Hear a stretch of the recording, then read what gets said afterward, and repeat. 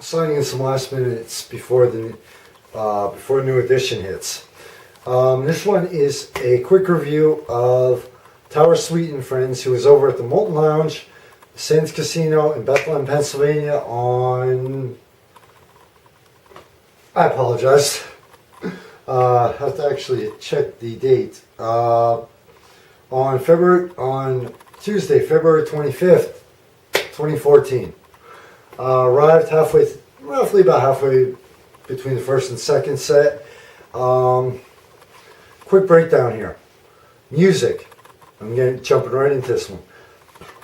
Music. They are a cover band. Tower Suite is a band, but the friends include Bev Conklin, June Thomas, and several others. But the music pretty much nailed everything during when I was there for the first, and bailed out shortly before the end of the second set.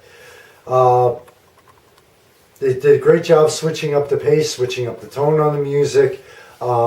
Gave people a chance to get on the dance floor, to rotate out the dance floor, give people a break, give the couples a chance to come on the dance floor. One of the highlights was right before I left, "Endless Love."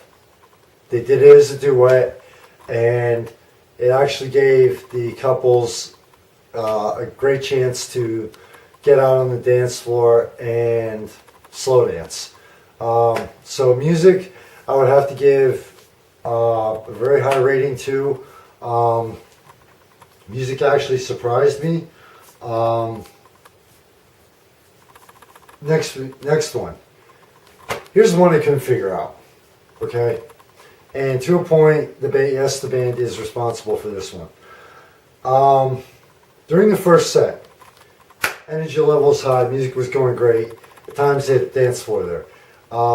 Throughout the course of the evening, Molten Lounge crowd fluctuates. I'm also going to touch on this quick. The attendance was anywhere between, I'd say, rough guesstimate, anywhere between 30 and a minimum of 50 to 60 people. So they actually had a good turnout for this. I could tell they were fans of the band, and they're fans of the band and the friends, and also there were some new people there, as Molten Lounge is located in the casino, so it's great. People were just in the casino playing the slots, whatever, coming over. But here's one thing: crowd interaction could have been a lot better. Honestly, with the crowd interaction,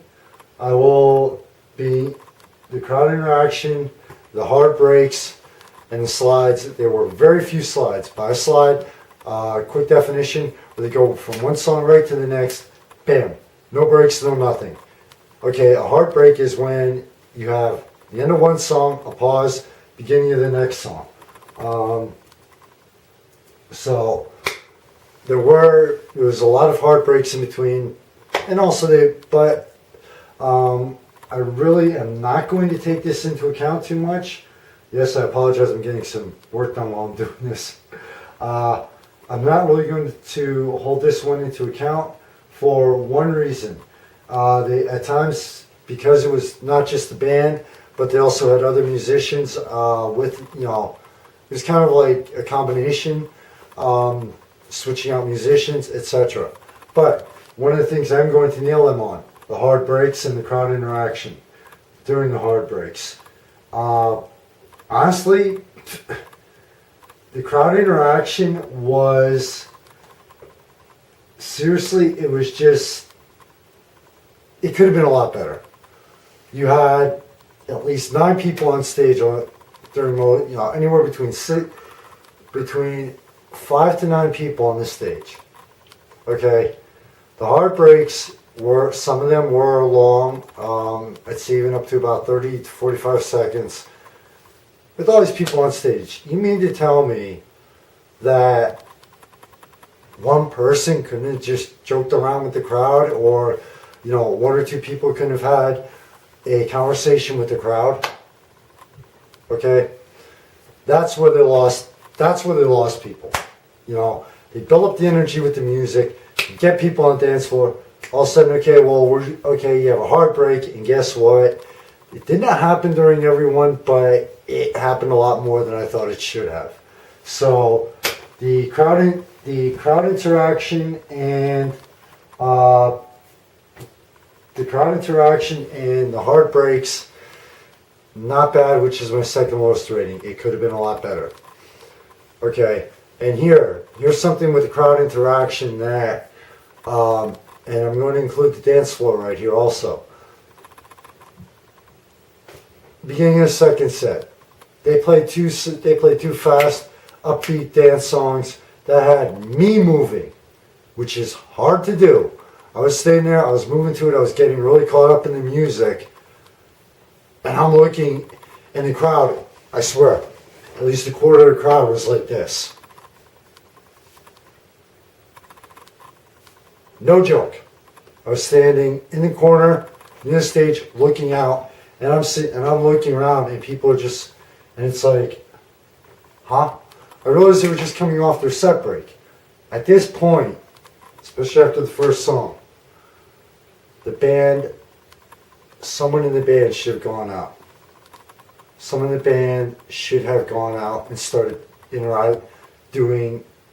off that stage and interacting with the crowd more.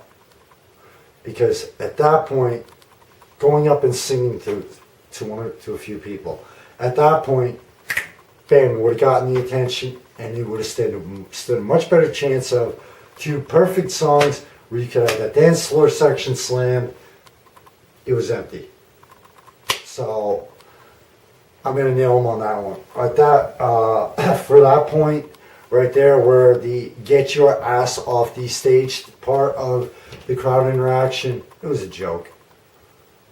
I mean, I realize that they have limitations of equipment, but with that many people, come on. Seriously?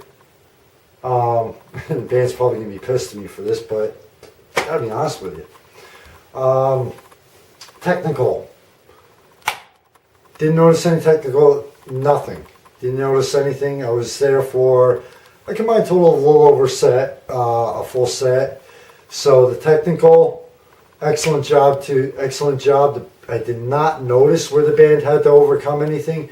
Does not mean that there weren't any technical problems. It's just nothing that I noticed from being at different points in the crowd. Technical, excellent job to the band and keeping things flowing. Excellent job to the guys behind the boards. So dance floor was first set. It was the first set. I mean, at points that dance floor section was packed with people. Okay.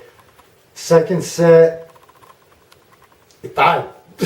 I mean, I'll fully admit, I was not there for the full second set, but they hit it hard with the music.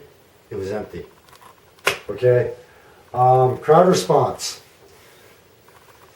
Honestly, crowd response could have been better.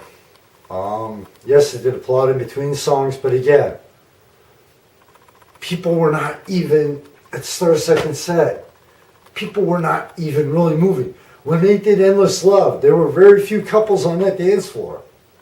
Okay, I don't know whether it was because it was a Tuesday or whatever, but as the show progressed, more and more people were like this and not really moving in their seats or where they were standing. Now, here's the kicker of it though, which I don't know if the band, how many people noticed. You'll see, look at any video clips or any photos. You have that curved section behind the band, okay? Well, behind that, by the entrance, by the parking deck entrance, you know what? There's a couple dancing almost every song, fast and slow. Nobody saw it, but I move around a lot, and I went out to just because I needed a quick. I wanted to go out and take a little breather. Twice I went out while they were playing, burned one. That older couple was there dancing. So, in the overall review, I have to take that into account.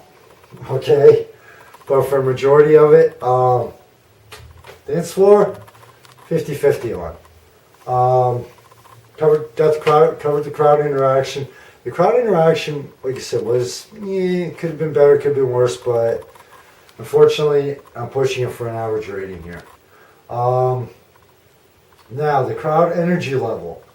Taking into account that it was a Tuesday night and it was starting to get cold outside, crowd energy level could have been better. The band, that's part of it is the band, but I give the band a lot of credit with the music that they try to get it up. And in the first set, it was their second set. It just they had to fight for it. So the band did try here to get to do their half of the band crowd energy loop.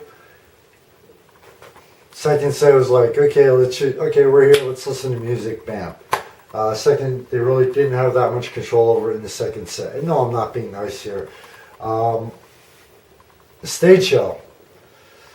Outside of the get your ass off the stage part, with that many people, they stretched the stage to the limit. There really was not any room to maneuver on the stage. So, you know, I'm not making exceptions here, but I'm just basically giving you, as you'll see in the video clips hopefully, it's just, there really wasn't much room to move with that many people. So, you know, they did with what each individual person did have, they moved around a little bit to the best of their ability. So, okay, part one done. Part two, I'm going to keep you in suspense, overall review rating, final closing comments, etc., etc., etc. As always, thanks for checking out this article. Make sure you check out what Danny and Kerry are doing every day and every week with the magazine. And thanks for the support of Valley and Beyond. Be safe to you, your family, and friends. Be safe in the night. And always, Michael Phoenix, founder of Valley and Beyond. Catch you on the flip side.